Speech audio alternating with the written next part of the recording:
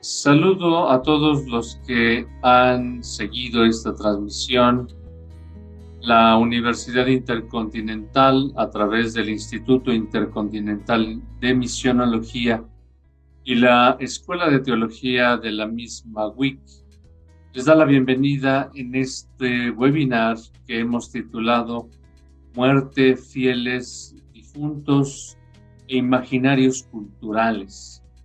Esto en torno a la celebración de los fieles difuntos, pero sobre todo como una jornada de reflexión teológica para profundizar sobre este tema que hemos dividido en tres ejes de reflexión. El primero tiene la intención de revisar algún punto de las tradiciones cristianas en torno a la memoria de los difuntos. Un segundo punto sobre el sincretismo cultural y religioso en el culto a los difuntos, sobre todo en la cultura mexicana, porque, pues, por supuesto, sabemos que cada año el pueblo de México, la Iglesia, promueve este tipo de conmemoraciones. Y finalmente tendremos una reflexión ya con un corte teológico todavía más profundo en torno a la muerte de Cristo, clave teológica para la vida del hombre. En este momento de introducción entraremos con dos relaciones breves. La primera en torno a las preguntas cristianas sobre la muerte, que abordará nuestro compañero Isaías Carreño Martínez.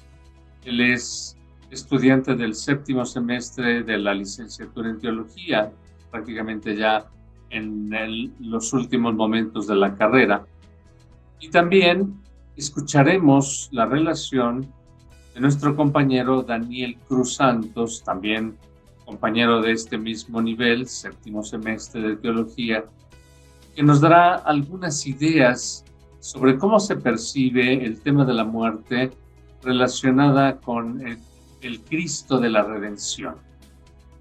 Estos temas, por supuesto, irán cobrando pues toda esta visualización que el cristiano, el hombre contemporáneo, tiene sobre el tema de la muerte, en sus cuestionamientos, sus inquietudes, pero es para nosotros de vital importancia, a través de la divulgación y la profundización teológica, cómo ubicar este tema.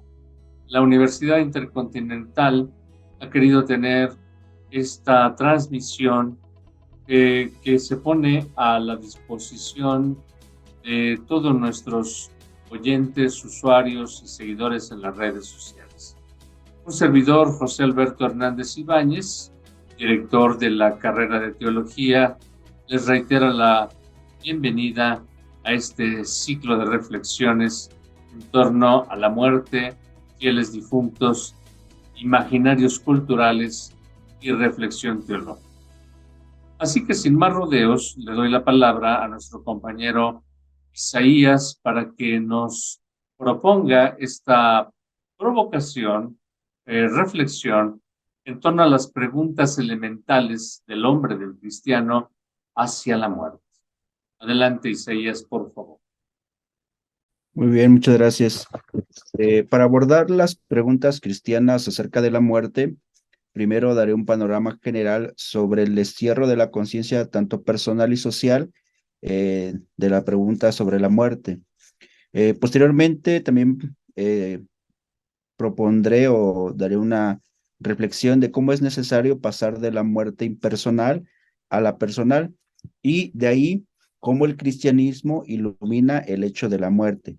Y ante esto que nos propone la Iglesia, no se destierra del todo las preguntas que el cristiano se hace sobre la muerte. Bueno, para iniciar esta reflexión, digo lo siguiente. Se vive en una sociedad en donde casi no se gusta hablar de la propia muerte y hasta pareciera que se oculta el tema o se vuelve impersonal por todas las muertes que escuchamos a diario en los medios de comunicación. El filósofo Max Scheler opina que la muerte ha sido desterrada de la conciencia social y personal. Ha sido recluida en centros especializados, como los hospitales o los asilos, y con ello se va a dificultar el contacto directo con los moribundos y difuntos, lo cual ha hecho de la vida algo en lo que no cabe la reflexión sobre la muerte. Cuando la muerte no es cercana o se deja recluida, se hace difícil la reflexión sobre ella y se vive como si no se fuera a morir. Mientras la muerte no toque la vida personal, los miembros de la sociedad no saben que tienen que enfrentarse a su propia muerte. Solamente saben que murió tal celebridad o la cantidad de personas en algún tiroteo o en alguna catástrofe natural. Es decir, se reconoce que el otro muere. Ante esta realidad de saber que el otro es el que muere y no yo, el autor Ramón Horcajada, en su libro El hombre ante el abismo, nos recuerda lo siguiente: es preciso la recuperación del yo, del hombre concreto, para recuperar la muerte, mi destino individual. Y es a través de la muerte como se adquiere la conciencia de uno mismo. Es decir, hay que pasar de la muerte impersonal, aquella que no me afecta, a la muerte personal, aquello que también afecta a mi ser y por lo tanto me abre a la conciencia para no ser indiferente y también preguntarme cómo quiero vivir la vida ante la finitud. La tentación de huida está más presente que nunca en nuestros tiempos. Muchos intentan no pensar en ello. Muchos apartan la idea de la muerte como cualquier otro mal. Todo el ruido de nuestro alrededor no parece sino el deseo de sofocar esa realidad que es la muerte. Es contradictorio porque el hombre y la mujer de hoy parecen estar bastante familiarizados con el tema de la muerte. Es abundante su presencia en los medios de comunicación. A diario nosotros nos podemos percatar en las redes sociales personas que pierden la vida a causa de las guerras, del narcotráfico, de la violencia familiar, social, en algún accidente. Pero la muerte que llega a través de estos medios es una muerte que no es personal. Mejor dicho, es una muerte que no es la mía. Y cuando esa muerte no es la mía, por lo tanto no va a afectar mi vida diaria. Pertenece a un mundo de ficción que se ve solo a través de las pantallas. Por ello, hay que dar el salto de la muerte en tercera persona a la muerte en primera persona. Es entonces cuando se convierte en fuente de reflexión, de misterio que afecta íntegramente al hombre y a la mujer y ante el cual ninguno de los dos puede escapar. En expresión de Heidegger, se dice que el ser humano es un ser para la muerte. ¿Qué quiere decir un ser para la muerte? Que es un hombre para morir, es finito, es limitado y también es mortal. Este ser para la muerte lo podemos constatar desde dos perspectivas. La primera es un ser para la muerte en el aspecto biológico. ¿Qué quiero decir con esto? Que no se distingue de los demás seres vivos. Todos llevan o todos llevamos en nuestro ser un código genético que es la muerte. Y es un ser para la muerte en lo existencial, pues el ser humano es el único que tiene conciencia de que va a morir. Toda doctrina religiosa o de cualquier índole que ignore estos hechos no encara de forma real el misterio del ser humano. En el cristianismo se habla de la muerte como inicio de una vida definitiva. Así Jesús la asume personalmente como parte de la vida, desde la libertad personal y desde la confianza en Dios. Y San Pablo, en su predicación, nos va a recordar que la muerte es una ganancia. Sin embargo, la cuestión resulta muy interesante, pues si nos preguntamos por el fin de nuestra vida, nos topamos con que la muerte es nuestro fin. De ahí resulta razonable, pero no justificable, que el ser humano que quiere vivir, gozar y seguir vivo pueda evitar la pregunta sobre la muerte. Y cuando se va de la pregunta, la vida se va a vivir para poder olvidar la muerte. Pero ese mismo empeño por la vida es un signo de que el ser humano no se conforma con la muerte como su final. Es ahí que el cristianismo, ante la pregunta de la muerte, introduce la categoría de la resurrección de los muertos, con lo que recuerda que la muerte no es el fin como una aniquilación total de la vida. El cristiano que ha puesto su confianza y ha vivido una vida con Dios y con el prójimo, tiene la esperanza que hay una vida después de la muerte. La muerte solo es una Pascua, un paso para la vida plena en Dios. No obstante, la muerte de un ser querido no evita el dolor, el miedo, la incertidumbre, las preguntas. ¿Qué pasa después de la muerte? ¿A dónde se dirige la persona que ha muerto? ¿Se va al cielo o al infierno, al purgatorio? ¿Por qué tuvo que morir si era muy bueno? ¿Por qué Dios se lo llevó? ¿Algún día volveré a ver a mi ser querido? ¿Ya se habrá encontrado con Dios? Y ante esa fragilidad de la vida, también cabe la pregunta, ¿tiene sentido seguir viviendo si al fin y al cabo voy a morir? A nivel humano, no se puede resolver del todo estas cuestionantes, y es desde la fe en Jesús resucitado donde se puede iluminar el miedo, el dolor, la angustia, y en Cristo Jesús podemos percatarnos que el dolor no va a desaparecer, pero sí adquiere un sentido de solidaridad, de comunión, de compasión. En la medida en que el fiel cristiano tenga una mejor imagen de Dios asumida en su propia vida, va a ayudar o va a ser un obstáculo en su relación o vivencia con el acontecimiento de la muerte. Hasta el momento, se puede afirmar que el Dios de Jesús no es el Dios de la muerte, sino el Dios de la vida. Y vamos a hacer hincapié en las palabras del evangelista San Juan en el capítulo 10, versículo 10. El ladrón no viene más que a robar, matar, destruir. Yo he venido para que tengan vida y vida en abundancia. Estas palabras que nos recuerda Jesús que Él ha venido a darnos vida en abundancia, creo que son palabras que nos deben de ayudar en nuestra reflexión acerca de la muerte. Bien, agradecemos a Isaías Carreño esta provocación a la reflexión.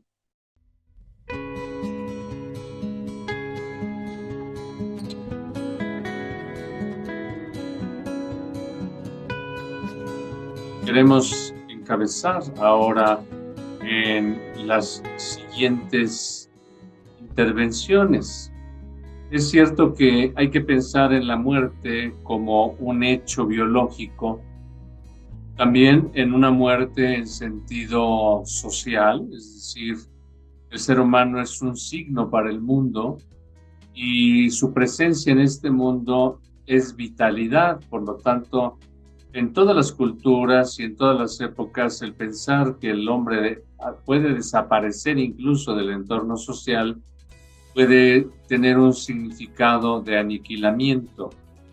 Pero nosotros queremos enfocar la muerte desde su concreta interpretación cristiana, que nos trae no solo la esperanza, sino la certeza de la trascendencia humana junto con el premio de la redención. Ahora vamos a escuchar a nuestro compañero Daniel, que también nos propondrá una primera clave de visualización teológica en torno a la muerte. Adelante, Daniel, por favor. Muchas gracias, Padre. Bueno, para poder hablar del sentido de la muerte de Cristo como clave teológica para nosotros como cristianos y de la esperanza de la vida que ésta nos trae, debemos comenzar a hablar de la persona de Jesús y del sentido que ha tenido su vida y obras, las cuales nos remiten tanto a su persona histórica y el sentido teológico de su entrega y el posterior reconocimiento y seguimiento de sus discípulos. De Jesús de Nazaret nadie habla mal, contrario de la religión o las religiones que han sido siempre objeto de crítica y muy especialmente a partir de la modernidad. De ellas se ha dicho que fomentan la superstición, el fanatismo y la intolerancia. Sin embargo, Jesús de Nazaret se salva de todas esas críticas o de casi todas.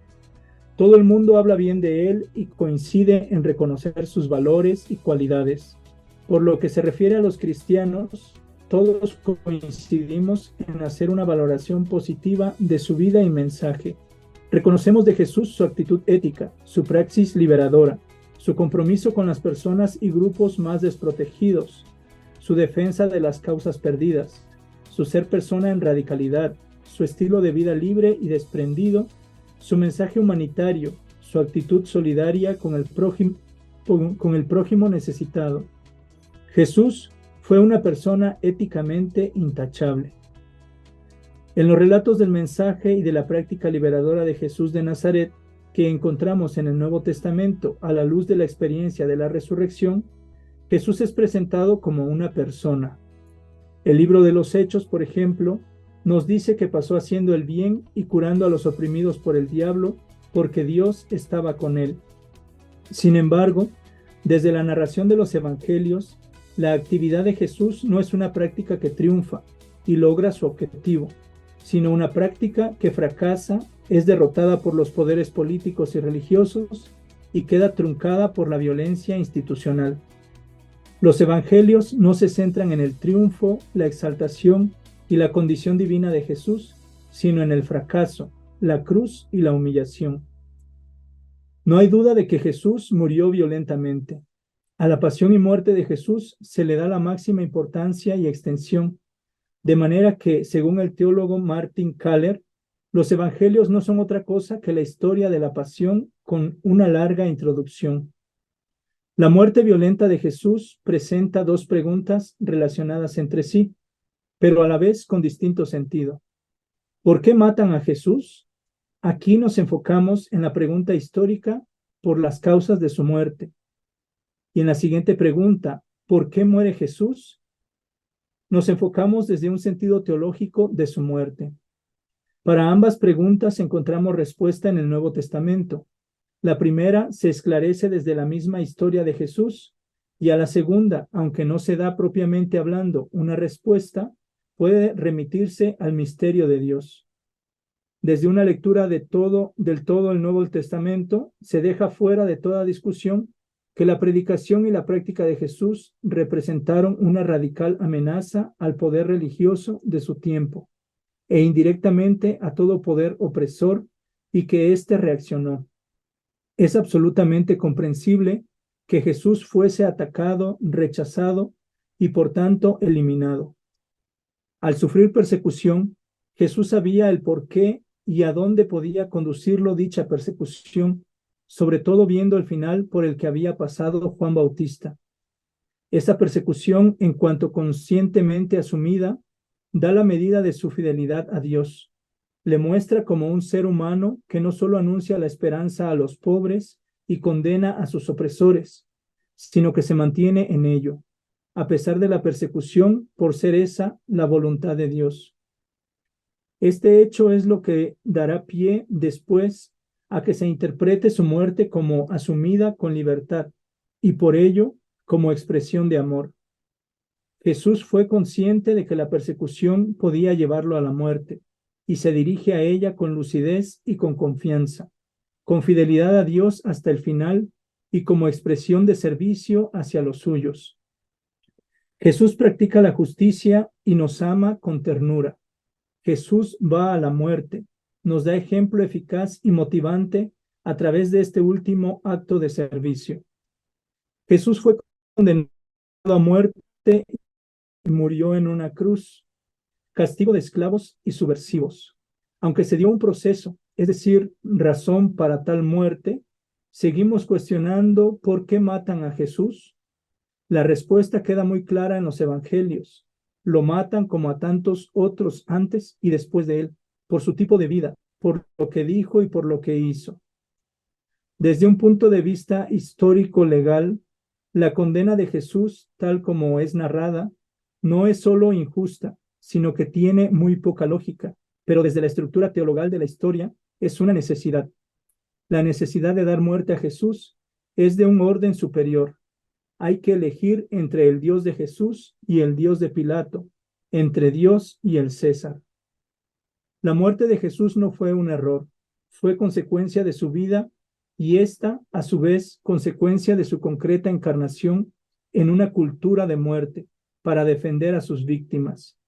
Si nada más hubiera sucedido tras su muerte, si no hubiese surgido fe y seguimiento en ese Jesús después de la resurrección, su fin hubiese sido registrado en la historia como uno de tantos otros. Pero no fue así con Jesús. Sus discípulos afirmaron que vive y que vive en plenitud. Después de la resurrección, se le reconocerá como el Hijo de Dios, lo cual hace más aguda la pregunta por el sentido de esa muerte. ¿Por qué muere Jesús? Algunas respuestas las tienen los primeros cristianos al interpretar las Sagradas Escrituras. En primer lugar, dan respuesta al considerar la cruz como el destino de un profeta, explicación que también retomarán los evangelios, haciendo alusión al rechazo que tuvo la religión por los profetas en el Antiguo Testamento. Sin embargo, en el Nuevo Testamento, Jesús no es simplemente un profeta, sino más que profeta, y este más es esencial a la nueva fe. La pregunta se transforma, por tanto, no en por qué mataron al profeta, sino en por qué muere el Mesías, el Hijo de Dios. Aunque se apele a la Escritura, no se ofrece luminosidad intrínseca al hecho de que Jesús, Mesías e Hijo de Dios, acabase de esa manera. Por ello, se da un paso más, el más teologal. Jesús muere según el designio determinado y previo conocimiento de Dios. Más aún se dice que la cruz era necesaria, expresión que se convierte en término técnico para esclarecer el porqué de la cruz. El Dios cuyo designio ha sido la cruz de Jesús no es un Dios cualquiera ni un misterio cualquiera. Para los judíos y para Jesús, Dios es un Dios bueno, que libera a los oprimidos, que quiere el advenimiento de su reino. Es un Dios a quien Jesús llama Padre. Parece contradictorio, pero la cruz de Jesús es algo sumamente bueno por sus efectos en los seres humanos. Dicho en el lenguaje de todo el Nuevo Testamento, por la cruz de Jesús, Dios nos ha salvado del pecado. En formulación del querigma primitivo, Jesús fue crucificado para conceder a Israel la conversión de los pecados. Jesús crucificado es salvación de Israel, y desde ahí es salvación de las gentes, de todos, del mundo. Lo bueno que trae Dios a través de la cruz es salvación, pero esta va comprendiéndose y concentrándose en la salvación del pecado. Dios quiere salvar y quiere hacerlo a través de Jesús.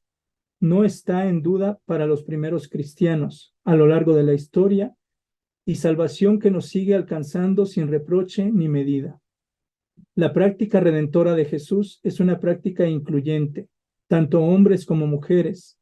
Todos somos llamados a seguir a Jesús, a formar parte de su movimiento y entrar en el reino. El sentido de la muerte de Jesús no es ya un valle de lágrimas, como se ha predicado durante mucho tiempo. Es algo que va más allá de la salvación de cuerpos terrenales y caducos. El Nuevo Testamento nos da una respuesta precisa a la pregunta inicial después de la resurrección. A través de la cruz de Jesús, Dios ha otorgado salvación. La cruz, pues, ha sido algo sumamente positivo. Necesitamos reencontrarnos con el Dios de Jesucristo. Necesitamos entrar en la dinámica de su evangelio. Solamente desde allí podemos comprender quiénes somos y a qué estamos llamados como iglesia redimida.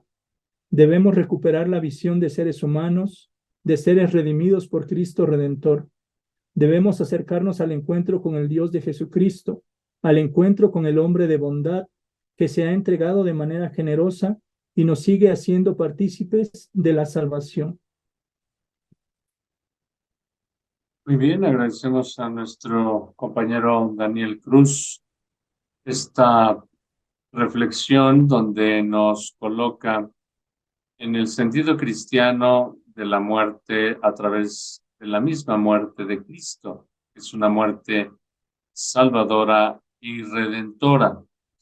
Esta fue también una de las grandes expectativas que tuvo el hombre antiguo y que a través de la historia ha generado la certeza del devenir de la humanidad.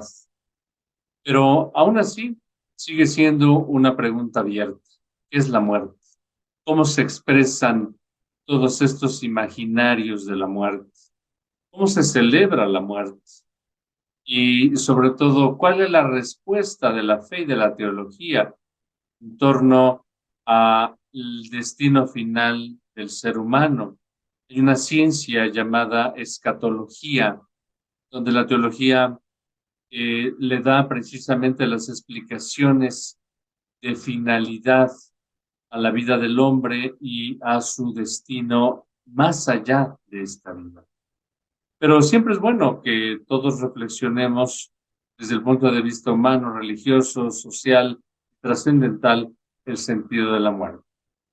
Bien, pues les invitamos a todos nuestros amigos que nos siguen a permanecer aquí en nuestras reflexiones de este webinar para que nos adentremos cada vez más en estos momentos de reflexión a propósito de la festividad de los fieles difuntos, pero también como parte de nuestra reflexión teológica en la Escuela de Teología de la UIM. Los esperamos en el siguiente momento de reflexión. Muchas gracias.